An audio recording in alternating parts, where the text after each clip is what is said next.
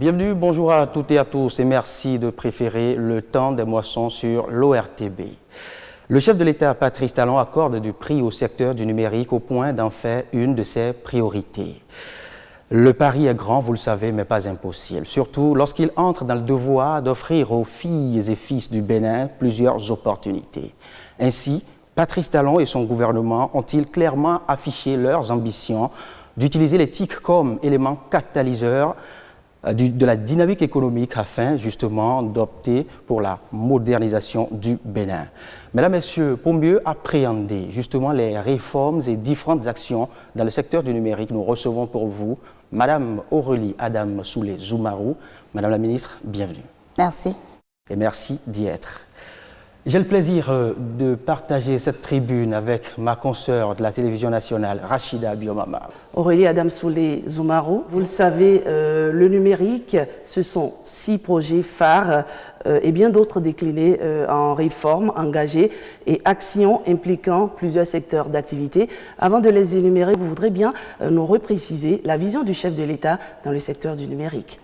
Alors, la vision du président Patrice Talon dans le secteur du numérique, c'est de faire du Bénin la plateforme de services numériques de l'Afrique de l'Ouest.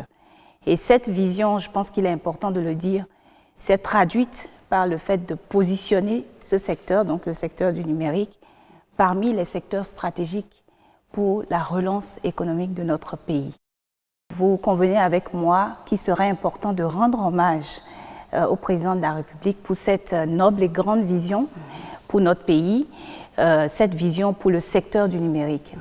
En tant que nation, je pense que c'est une grande chance d'avoir un leader, un président de la République qui a su apprécier la place que le numérique et la digitalisation occupent et donc positionner ce secteur comme prioritaire dans notre pays, le Bénin.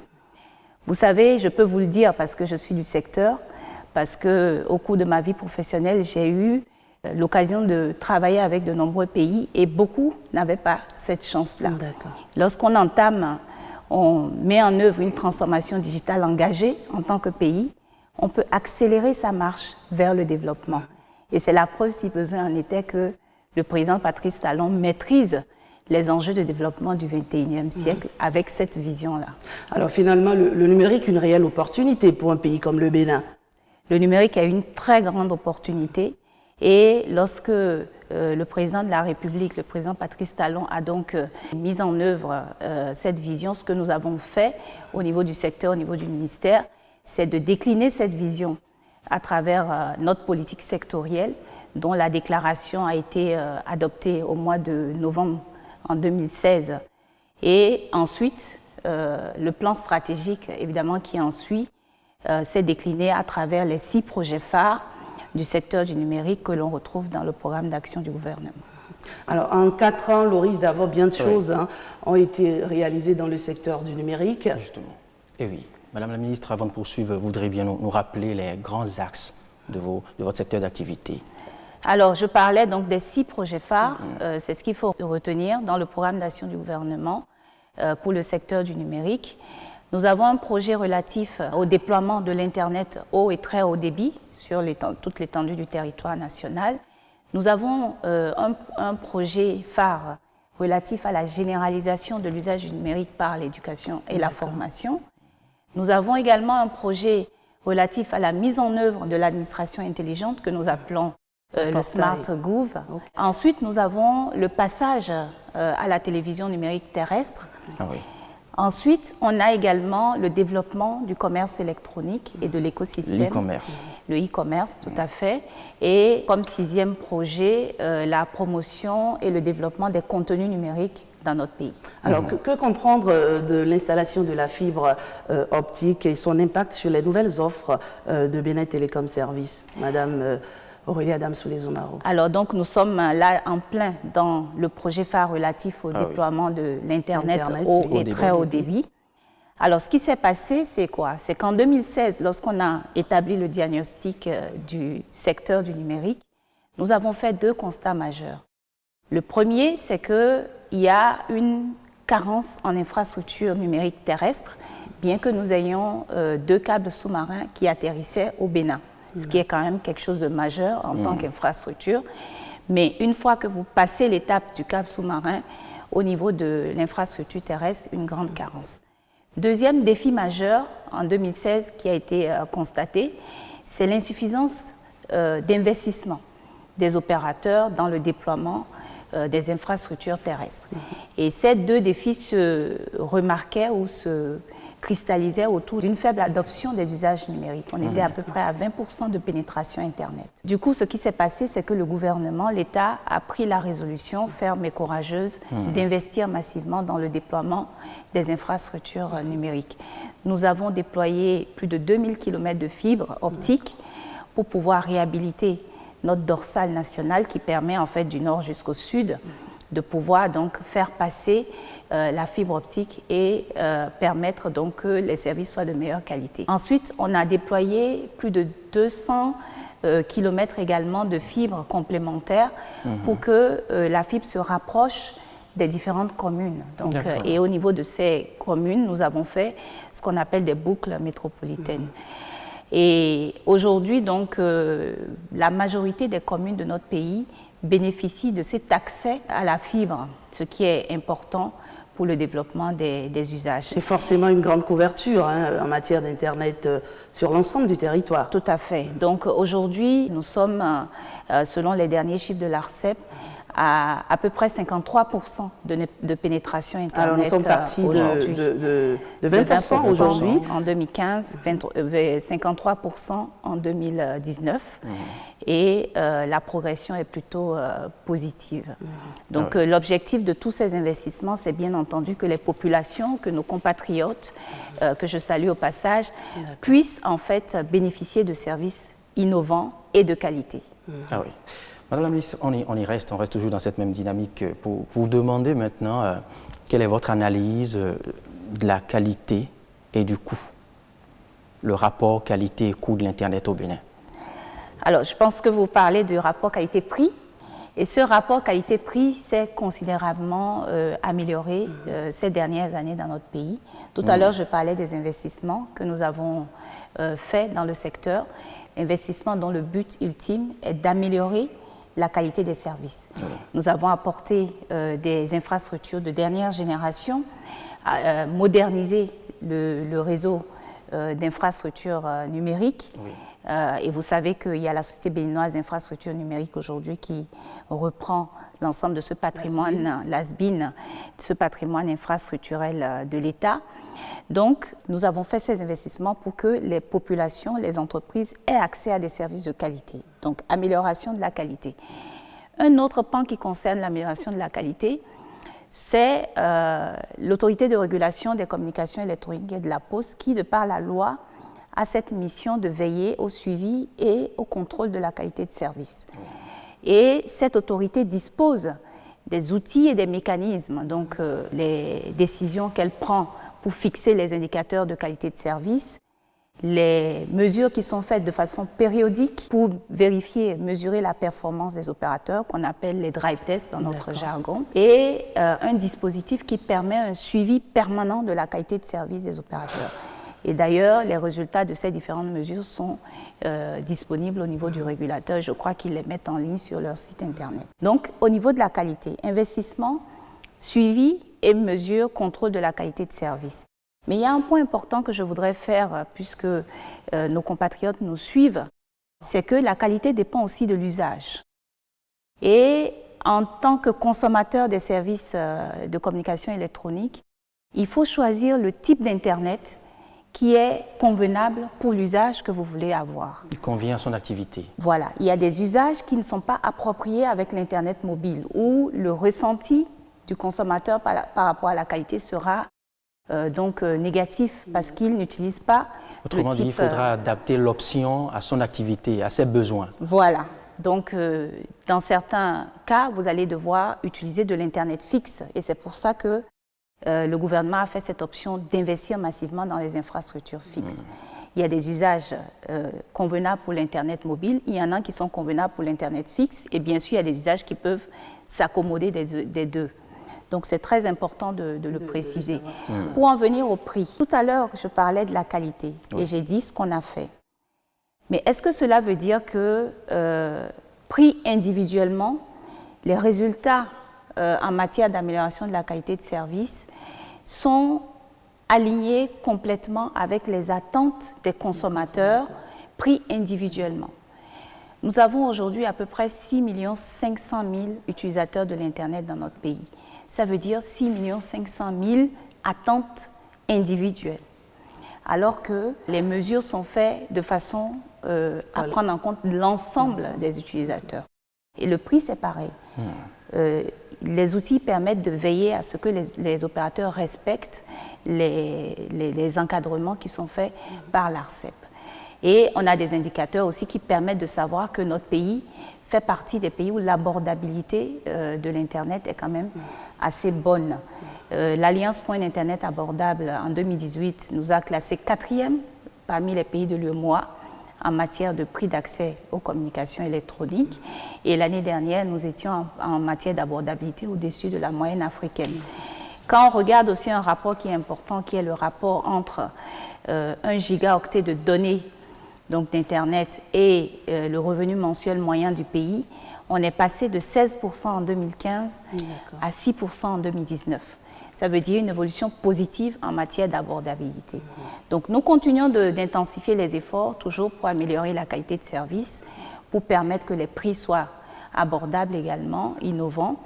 Et c'est important de voir en fait que des efforts sont faits et que ces efforts vont continuer parce que c'est une amélioration continue. Comme je le disais, la qualité, c'est beaucoup de choses, c'est beaucoup de facteurs qui entrent en ligne de compte.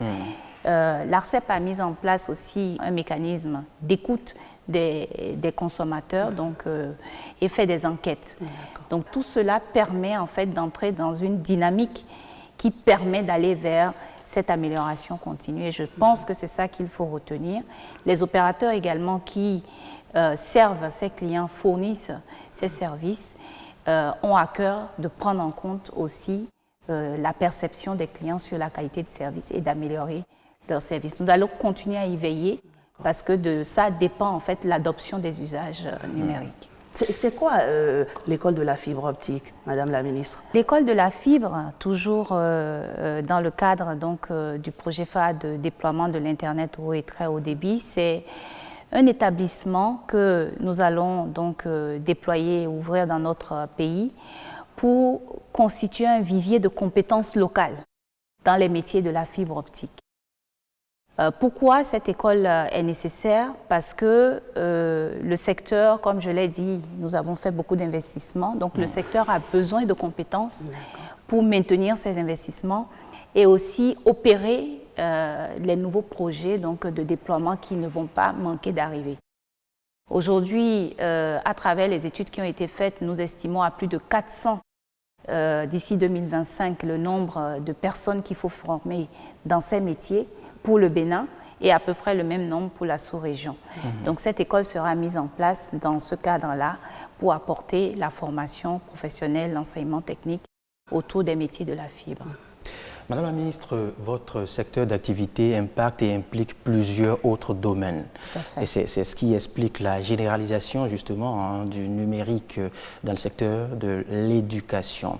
Avant de vous écouter bien à propos, on va faire un tour à la régie pour suivre justement une vidéo, un reportage qui nous permet de mieux comprendre, d'entrer dans l'économie de ce projet, bien évidemment, qui concerne la généralisation de l'usage du numérique dans le secteur de l'éducation. Et on revient bien après.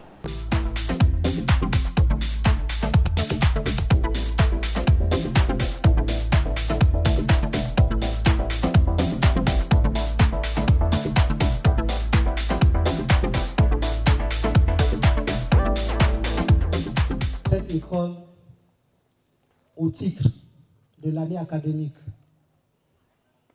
2018-2019, est classé premier établissement d'excellence au Bénin. Les résultats sont de 100% au baccalauréat et de 100% au PPC.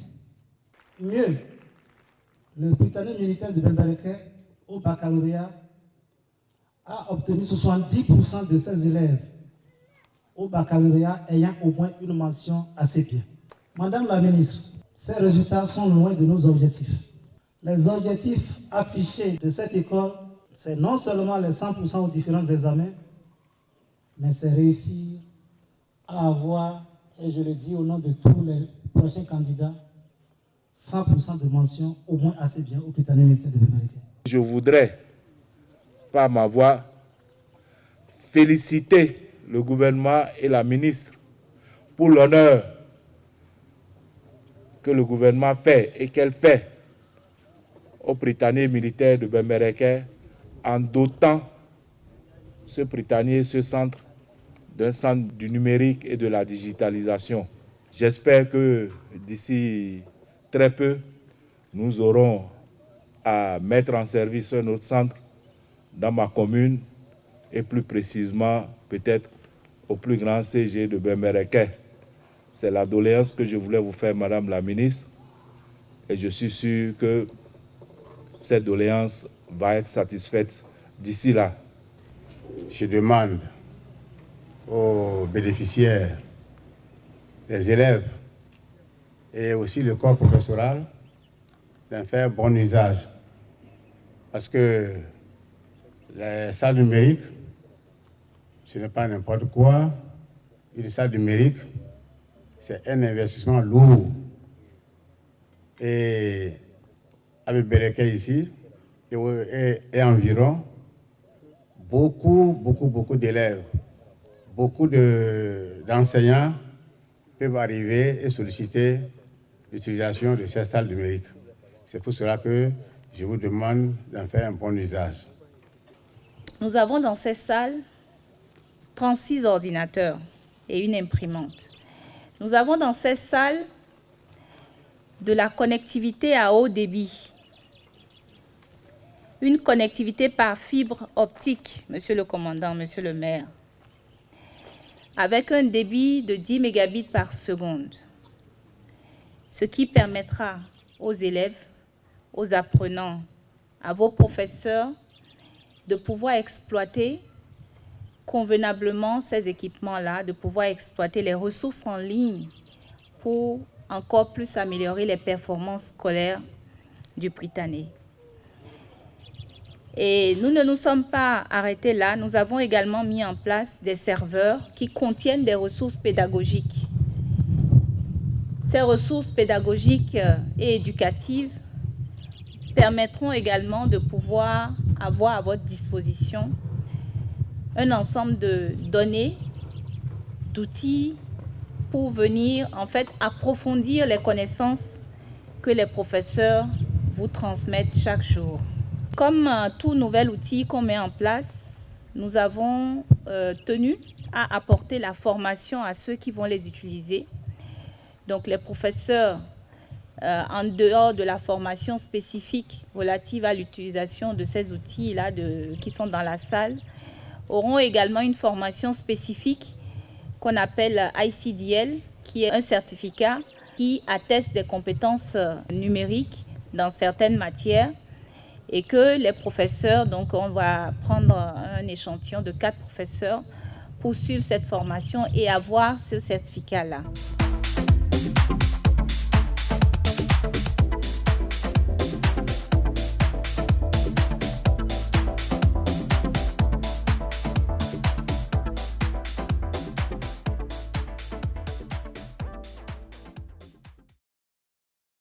Madame la ministre, vous voici au service de l'éducation. Oui, tout à fait. Comme j'aime à le dire, le numérique a trouvé son chemin dans nos écoles et c'est très heureux parce que le président Talon nous a demandé de préparer les générations aux défis d'aujourd'hui et de demain. Et préparer ces générations aux défis d'aujourd'hui et de demain, c'est donner les compétences donc à ces jeunes élèves dont ils auront besoin plus tard pour leur vie professionnelle, pour leur vie tout court. Et pourquoi avoir mis en place les 40 points numériques communautaires? Déjà, il est utile de préciser, puisque nos compatriotes vont nous juger sur cela, il est important qu'ils comprennent que nous avons abordé ainsi le projet phare sur la généralisation de l'usage du numérique par l'éducation et par la formation. Les points numériques communautaires sont des espaces que nous avons mis en place au niveau des communes de nos pays pour donner accès à 3 services essentiels à la population. Le premier service, c'est celui d'avoir une salle composée de 10 ordinateurs par commune, avec d'autres ressources numériques et informatiques qui permettent en fait de pouvoir donc avoir un accès à Internet haut débit, mais aussi bénéficier de formation. Premier service.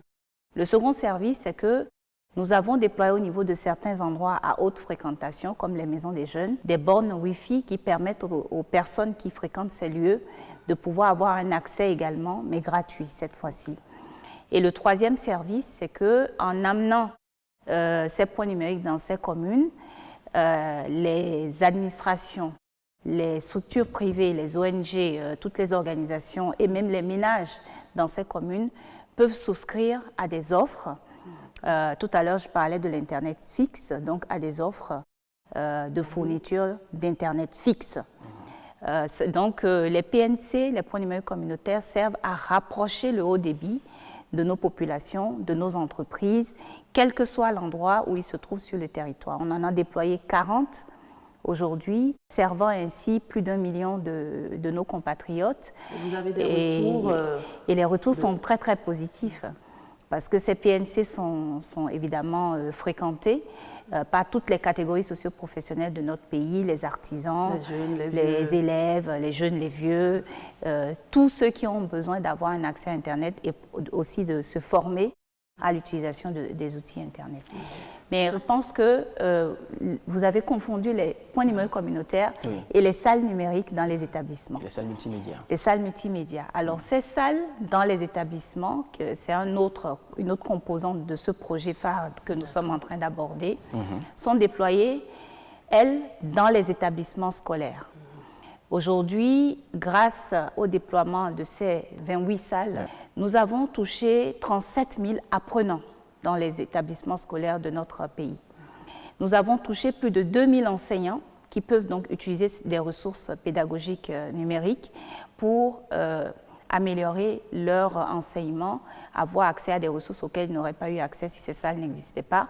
Donc c'est des points avec entre 30 et 40 ordinateurs et les élèves donc, peuvent bénéficier de ces ressources. On a formé aussi près de 70 points focaux dans les établissements des enseignants. C'est ce que vous appelez les classes numériques? Ce sont les classes numériques, tout à fait. Et ces classes sont autonomes en énergie, c'est ce qu'on a vu dans l'élément témoin. Et là encore, les témoignages sont très, très encourageants. Les parents d'élèves sont très contents. Et évidemment, les responsables d'établissement, les enseignants le sont aussi. Et les apprenants peuvent bénéficier donc de ces ressources mises en place. On voit donc qu'il y a un certain engouement autour de ce projet, Madame la Ministre. Ah oui, c'est un projet qui a un impact fort sur la population parce que du coup, la population touche du doigt ce que c'est que le numérique et donc les usages commencent à être vraiment perçus dans le quotidien de nos compatriotes et c'est heureux que cela soit comme ça. Mais jusque-là, tous les établissements du Bénin n'en disposent pas encore. Prévoyez-vous de l'étendre à tout le pays? Ce que nous avons fait jusqu'ici, c'est que nous avons déployé 12 salles numériques dans l'enseignement maternel et primaire, 12 dans l'enseignement secondaire, donc à raison ça fait 24, donc 2 par département de notre pays, plus 2 lycées de jeunes filles et 2 lycées d'excellence, dont le Britannique militaire, donc 28 au total. Cette année, il est prévu de déployer également dans 24 autres établissements et avec le développement de la stratégie de l'enseignement technique et de la formation professionnelle, le numérique va continuer en fait à entrer dans les établissements scolaires. Donc c'est un début, ce n'est pas une fin, bien au contraire, nous allons continuer à le faire et l'objectif c'est bien que chaque élève de notre pays puisse avoir accès à ces ressources et pouvoir les utiliser convenablement. Mais quel est l'intérêt d'introduire le numérique au niveau du secteur scolaire, par exemple? Ah non, la pour question... les élèves qui vous écoutent, qui vous regardent, il est important de repréciser tout ça pour eux. En fait, aujourd'hui, il n'y a pas de domaine qui n'est pas touché par le numérique. Le numérique est un secteur transversal. Les élèves, les enfants qui sont à l'école et qui sont en train d'apprendre seront demain les citoyens qui seront en situation professionnelle. Donc je pense qu'il est important que dès le bas âge, dès la maternelle, dès le secondaire, qu'ils aient les bonnes notions de façon à ce que le numérique fasse partie en fait de leur apprentissage. Première chose. Deuxième chose, c'est tout simplement qu'avec le numérique, les enseignants aussi peuvent optimiser leur pratique pédagogique et bien entendu gagner du temps. Mes parents ont tous deux été instituteurs. Je me souviens des longues nuits à faire des fiches, justement pour pouvoir le lendemain ou la semaine suivante enseigner. Avec le numérique, l'enseignant peut optimiser cela et bien entendu gagner en fait du temps, gagner aussi en qualité par rapport à ce qu'il apprend à ses élèves, parce que ainsi, grâce au numérique, grâce à Internet, il peut avoir accès à des ressources, des cours qui sont partout dans le monde. Donc c'est un apport vraiment important. Nous allons poursuivre ce temps des moissons qui retrouve au menu le secteur du numérique et de la digitalisation. Madame la ministre, on sera à présent un peu technique. J'espère que vous aurez le langage pour vous rendre accessible aux profanes et aux citoyens ordinaires. Dites-nous ce qu'on peut comprendre de la MOU, de l'évaluation du personnel de l'administration, de la pertinence des centres de certification. D'accord. Alors, le MOU que vous évoquez, c'est un protocole d'accord, Memorandum of Understanding, que nous avons signé avec ICDL. ICDL, c'est un acronyme, mais ce qu'il faut comprendre derrière, c'est que c'est une certification, donc une normalisation des compétences dans les outils informatiques. Donc des compétences qui peuvent aller des compétences de base à des compétences plus avancées dans certains outils que nous utilisons comme Word, Excel, un certain nombre d'outils informatiques et l'utilisation de l'ordinateur. Pourquoi nous avons signé ce protocole d'accord avec ICDL qui est un organisme à but non lucratif et qui promeut en fait le développement des compétences numériques dans le monde entier? Parce que nous pensons, comme je le disais tout à l'heure, qu'il faut doter chaque citoyen béninois de ses compétences. Chacun à son niveau, quelles que soient ses occupations, quel que soit son quotidien, a besoin à un moment donné d'utiliser le numérique, ne serait-ce que par le portable. Donc, ce MOU a été signé et ensuite le gouvernement nous a donné l'autorisation de procéder à l'évaluation du personnel de l'administration.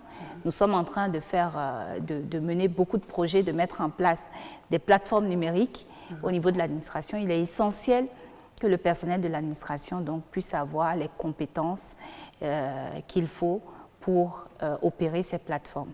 Donc, à la suite de l'évaluation qui est déjà faite, nous allons pouvoir procéder à la phase de mise à jour de ces compétences au niveau du personnel de l'administration. Alors, parlons d'un mot rapidement sur le Bénin Digital Tour. Alors, le Bénin Digital Tour, toujours au sein de ce projet phare de généralisation de l'usage du numérique par l'éducation et la formation, c'est un tour que nous faisons à travers le pays pour former toujours toutes les catégories socio-professionnelles qu'on rencontre dans ce tour à l'usage de l'outil numérique. En 2018, lorsque nous avons fait la première édition du Bénin Digital Tour, nous avons formé à peu près 1250 personnes, toutes catégories confondues, élèves, artisans, enseignants, personnes travaillant pour des structures administratives, privées, etc. Et en 2020, donc cette année, nous prévoyons de former 11 000 personnes en utilisant justement tous les centres que nous avons déployés, les PNC, les salles numériques, ce qui permettra d'avoir un impact plus grand. Donc ce tour sert vraiment à amener les compétences numériques, en tout cas les formations, au plus près des populations. Finalement, la généralisation de l'usage du numérique est réellement en marche. Tout à fait, tout à fait. C'est bien ce que nous avons comme objectif et c'est ce que nous sommes en train de mettre en œuvre. Et les témoignages, comme je le dis, sont vraiment là. Nos compatriotes sont très heureux de pouvoir bénéficier de ces compétences, de pouvoir bénéficier de ces outils que nous mettons au plus près d'eux dans les différentes communes. Et pour boucler ce volet de l'implication de votre secteur d'activité dans l'éducation, Madame la Ministre, dites-nous où est-ce que vous en êtes réellement dans la construction du réseau national d'éducation et de recherche? Alors, un volet très important de ce projet phare, c'est vraiment le réseau béninois d'éducation et de recherche, effectivement, parce que cela s'adresse à une cible qui est très importante pour le gouvernement, la cible estudiantine. Ce sont nos universités, ce sont nos centres de recherche, ce sont les étudiants du Bénin. Donc, ce que ce projet vient faire, c'est d'apporter la connectivité haut débit au niveau de nos universités et de nos centres de recherche. Ensuite, ce réseau béninois d'éducation et de recherche est constitué par une interconnexion de l'ensemble de ces universités et centres de recherche de façon à leur permettre de partager des ressources. Ensuite, ce réseau qui est ainsi constitué par cette interconnexion est lui-même connecté au réseau ouest-africain et central d'éducation et de recherche, le réseau WACREN notamment. Et le réseau WACREN est lui-même connecté au réseau mondial d'éducation et de recherche.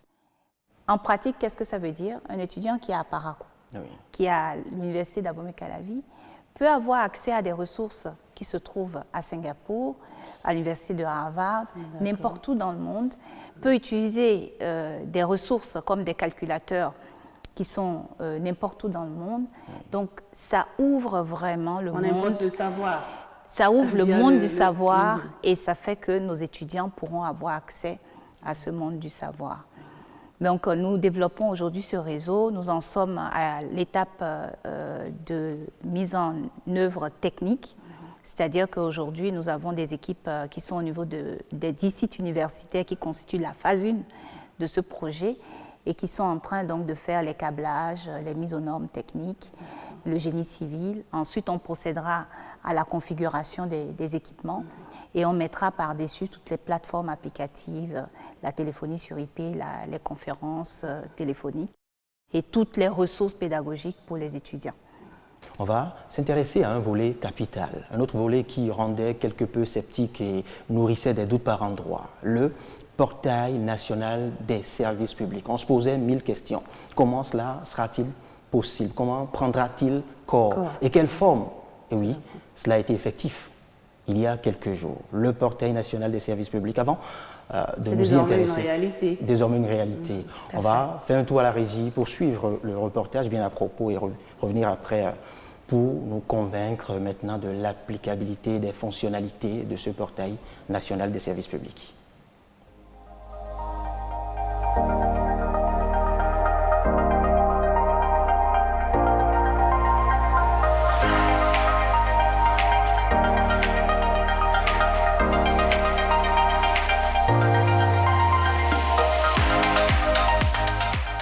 Je vous avais dit que l'année 2020 verrait naître le portail national des services publics du Bénin.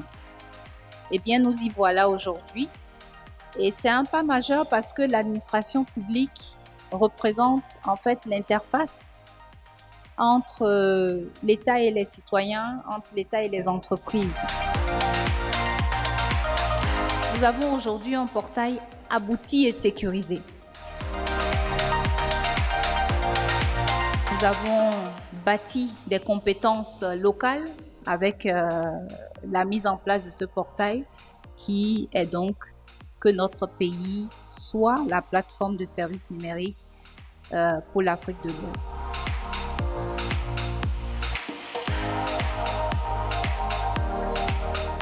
Aujourd'hui, sur le portail, nous avons environ un peu moins de 300 services. Nous arrivons à capturer l'information et seulement l'information dont nous avons besoin et à composer, s'il s'agit du certificat de nationalité ou du RCCM, ce document de manière automatique et à le valider avant de le délivrer. Donc il y a derrière le portail une technologie importante, une technologie majeure que constitue cette interopérabilité des systèmes d'information.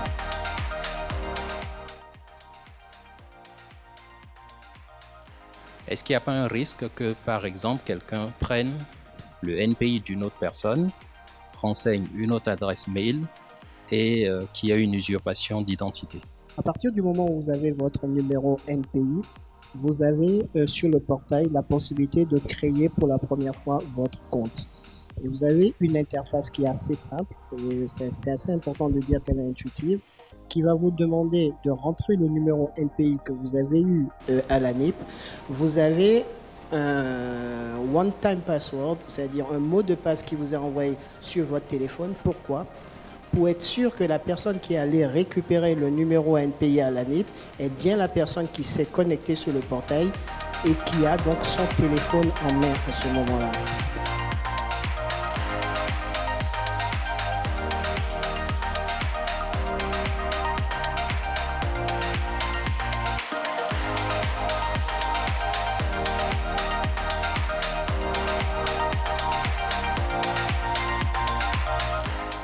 Oui, Rachida. Le portail national des services publics, c'est désormais une réalité. On l'a vu, vous l'avez lancé, Madame la ministre. Désormais, on peut avoir accès, on peut recourir à n'importe quel service aujourd'hui via le digital. C'est vraiment cela, c'est-à-dire que les citoyens, les entreprises peuvent désormais interagir avec l'administration, bénéficier des services publics fournis par l'administration de n'importe où. Et alors, je suis à Bacilla, par exemple, de Bacilla, c'est possible de n'importe où, vous avez un ordinateur, vous avez votre téléphone portable, un dispositif de réception, vous pouvez aller sur www.service-public.bj et avoir accès à des informations en ligne sur plus de 250 services, des informations comme quelles sont les pièces à réunir pour avoir accès à tel service public, où est-ce qu'il faut aller, et aussitôt vous avez la réponse. Bien sûr, sur le site, les informations sont déjà là, oui. Et puis, parmi ces 250 services, il y en a que vous pouvez directement consommer en ligne, en soumettant votre demande en ligne. Et pour certains services, déjà, nous avons eu un processus abouti qui vous permet de payer en ligne et de pouvoir avoir accès à votre document, si c'est un document que vous auriez retiré dans l'administration, directement en ligne. C'est pour ça que dans l'élément, vous voyez que je dis que le portail est abouti.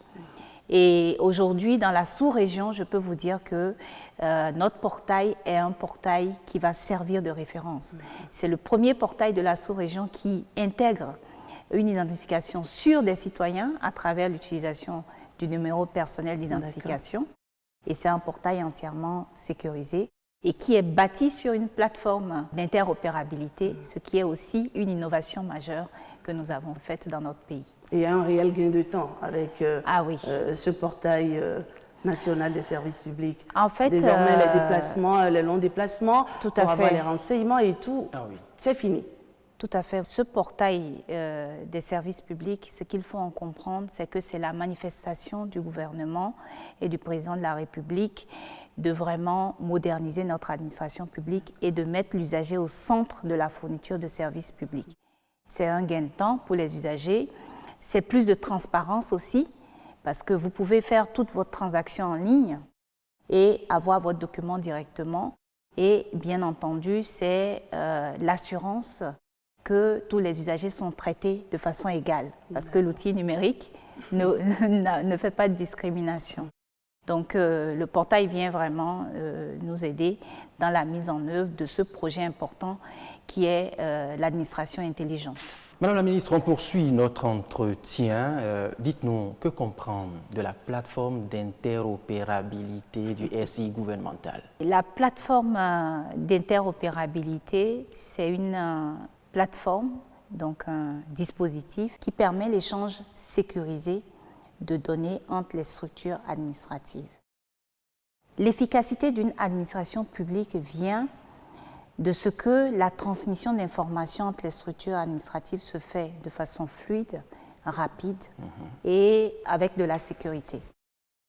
Donc cette plateforme que nous avons mise en place et qui est une technologie très très évoluée, sert à cela. Donc grâce à cela, les structures administratives, les ministères, les autres structures de l'administration comme les directions départementales peuvent en fait s'envoyer des données de façon périodique, plusieurs fois par jour, des données de qualité qu'on peut tracer. Donc cela permet en fait une meilleure efficacité de l'administration. Et je le disais tout à l'heure, nous avons aussi bâti notre portail national des services publics sur cette plateforme, ce qui en fait un portail fortement évolué, où en fait on n'a pas, excusez-moi le terme, bidouillé en fait des bases de données. Donc nous avons vraiment au niveau de notre projet phare d'administration intelligente mis en œuvre les technologies les plus récentes et les technologies les plus évoluées pour gagner en efficacité et en temps également. Alors, où en est le Bénin dans la transformation, on va dire, digitale des domaines d'activité tels que les finances, par exemple, l'éducation, l'agriculture et autres? Vous savez, depuis tout à l'heure, on parle du numérique, on parle des 6 projets phares. Ces projets phares sont en fait les socles qu'on met en place dans le secteur du numérique.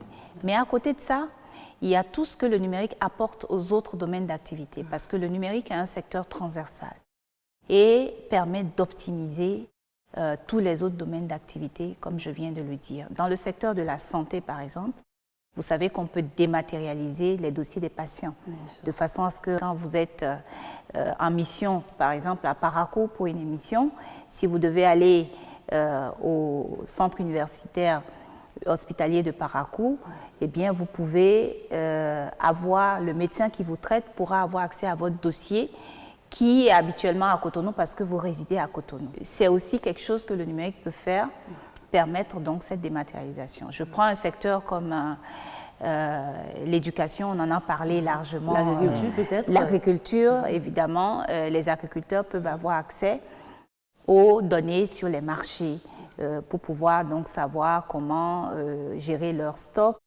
Les agriculteurs peuvent avoir accès à des informations en ligne pour traiter, par exemple, leur domaine. En cas de problème, ils peuvent être en ligne avec des conseillers agricoles. Donc, autant de choses que le numérique apporte. La transversalité de notre secteur fait que nous avons beaucoup d'applications que nous pouvons, et beaucoup de socles que nous pouvons apporter aux autres domaines d'activité. Alors, Loris, d'abord, nous ne saurions évoquer la question du numérique et de la digitalisation au Bénin sans aborder ce projet phare du gouvernement qu'est l'avènement de la TNT. Aurélie Adamsoulé-Zoumarou, où en sommes-nous exactement aujourd'hui? Vous avez bien raison, le passage à la télévision numérique terrestre est donc un autre projet phare du secteur du numérique. Et où est-ce que nous en sommes aujourd'hui? Eh bien, le socle d'infrastructure qui est nécessaire pour la TNT est bâti complètement. Nous avons aujourd'hui à travers le pays 29 sites qui sont terminés, qui ont tout le dispositif d'équipement qu'il faut pour que la TNT puisse avoir lieu dans notre pays, donc pour que les émissions en TNT se fassent, la diffusion se fasse. Nous avons également sur le plan réglementaire pris en fait les textes, le Conseil des ministres a adopté les textes relatifs. Nous avons la loi sur la radiodiffusion numérique. Voilà, les tests d'application de cette loi justement. Ensuite, ce qu'il y a à faire maintenant, c'est de s'assurer qu'on lance la TNT et que ce lancement est réussi et que derrière l'exploitation et les contenus suivent de façon à ce que cette exploitation soit pérenne. Donc c'est à cette étape que nous en sommes aujourd'hui. Vous parlez de lancement. Madame la ministre, est-ce qu'on sait aujourd'hui quand est-ce que ce sera lancé? Est-ce qu'on le sait? Ce que nous savons avec certitude, c'est que le gouvernement est en train de prendre les dispositions, comme je le disais, pour que l'exploitation de la TNT soit une réussite dans notre pays. La chose la plus challengeante dans la TNT est aujourd'hui effectuée chez nous, c'est l'infrastructure, c'est l'équipement. Et donc ce qui reste, comme je le disais, c'est la partie concernant la réception dans les ménages, dans les maisons de cette TNT. Et le gouvernement est en train d'examiner les différentes options pour que, dès lors que nous démarrons, qu'on ne s'arrête plus et que les populations soient satisfaites de cette TNT. Donc à la date d'aujourd'hui, on ne peut pas avoir un délai, non? Nous sommes en train d'examiner toutes les options qui permettront justement de pouvoir avoir une exploitation réussie de la TNT. Vous savez, la TNT, c'est les équipements, mais c'est aussi d'autres choses comme les contenus, comme la qualité de service, justement, on en parlait. Donc tous ces éléments doivent être bien affinés et ensuite on pourra y aller. Madame la ministre, dites-nous brièvement quels sont les éléments constitutifs du réseau de collecte, de diffusion? C'est toute la partie infrastructure. Ce que nous avons aujourd'hui, c'est que le réseau de collecte, qui est tout simplement tous les équipements qu'on a mis en place qui permettent de pouvoir collecter les programmes auprès des chaînes, donc l'ORTB et puis toutes les chaînes de notre pays et d'autres chaînes à venir. Donc ce réseau qui permet cette collecte est en place. On a ensuite le réseau de diffusion, composé des émetteurs, récepteurs, de tout ce qu'il faut, donc l'énergie. Tout cela est également en place. Donc, c'est le réseau de diffusion. Et lorsqu'on fait la collecte via, soit ça peut être des réseaux de faisceaux hertziens, je ne vais pas rentrer dans les détails techniques, mais des réseaux de transport qui permettent justement de collecter ces programmes et de les emmener au centre de Calavi, d'Abomey-Calavi, qui est la tête de réseau. Ensuite, on les multiplexe, donc on les met ensemble, on les ordonne pour ensuite les diffuser. Et on a un réseau de diffusion qui est aussi en place avec des émetteurs et un complément par satellite. Et donc, le réseau est complet et déjà en place. Il faut quand même qu'on dise un mot sur l'entrepreneuriat numérique. Tout à fait. L'entrepreneuriat numérique est très important parce que c'est la dynamisation ou en tout cas l'apport d'une bonne dynamique aux acteurs du secteur. Le Fonds d'appui à l'entrepreneuriat numérique, c'est un fonds qui vient donc en appui pour développer donc l'écosystème. Et ce fonds va servir à fournir, en tout cas à donner des appuis au niveau de l'amorçage pour certaines de ces entreprises, ces jeunes pousses, les startups comme on les appelle, des fonds aussi de contrepartie. Et le fonds aidera également à mettre en synergie l'ensemble des actions et à permettre l'immersion de ces startups dans des écosystèmes. On le voit aujourd'hui dans l'environnement anglophone, les startups sortent beaucoup, vont beaucoup vers les autres, ce qui leur permet de s'affermir, de s'aguerrir. Il est déjà opérationnel, ce fonds? Il est déjà opérationnel et les activités ont démarré. Donc cet appui vient vraiment donner à l'écosystème une impulsion forte également. Madame la ministre, je ne voudrais pas vous proposer une conclusion à connotation polémique, mais nous n'allons quand même pas y mettre un terme sans aborder notre fameux code du numérique. Je ne vous apprends rien. Amnesty International demande la révision de ce code, vous l'avez lu. Le code du numérique, depuis son entrée en vigueur, plusieurs journalistes, blogueurs et activistes, tout au moins 17, ont été privés de liberté ou interpellés. Que compte faire le gouvernement, bien à propos? Alors, relire le code du numérique sur la base de la raison que vous évoquez revient, de mon point de vue, à réduire donc ces 647 articles aux dizaines d'articles qui traitent des questions de sanctions liées aux délits et aux manquements prévus dans le code. D'accord. Et cela me paraît extrêmement préoccupant de réduire l'ensemble du code à cette dizaine de dispositions. Je pense qu'il est important que nos compatriotes sachent que le code du numérique, c'est 7 livres qui traitent de questions importantes pour le secteur. Des questions relatives aux communications électroniques, à la protection des données personnelles, à la confiance numérique, aux outils écrits électroniques, à la lutte contre la cybercriminalité. Et en plus de ça, le code n'est pas venu inventer les délits. D'accord. Ce sont des délits qui existent. Ce sont des délits qui existent. Le code est venu pour s'assurer que les outils, les plateformes numériques ne servent pas à faciliter la survenance de ces délits ou à en aggraver les conséquences. L'usurpation d'identité, par exemple, ce n'est pas du fait du code, c'est un délit qui existait. Seulement, on veut s'assurer que du fait de ces outils qui permettent aux gens de se cacher dans ce monde virtuel, eh bien, les gens soient dissuadés justement d'utiliser les outils pour commettre des délits. Et donc, qu'on puisse prévoir les dispositions, les sanctions convenables pour dissuader. Mais c'est vraiment important de dire que le code, c'est 647 articles, c'est 7 livres, et c'est un arsenal que beaucoup de pays nous envient. C'est quelque chose d'important pour nous dans le secteur parce que ça donne une prédictabilité. Alors, vous êtes une femme, vous portez si bien le secteur du numérique au Bénin. Est-ce que vous pensez faire rapidement quelques mots pour donner espoir à ces jeunes filles qui, pourquoi pas, peuvent investir ce domaine si créateur d'emplois? Je pense que c'est important de dire aux jeunes femmes qui nous écoutent que le secteur du numérique est un secteur d'opportunité pour tout le monde et en particulier pour les femmes. Aujourd'hui, beaucoup d'entreprises veulent en fait diversifier leurs compétences parce que ça participe aussi à la qualité des services et des équipements qui sont produits dans le secteur du numérique.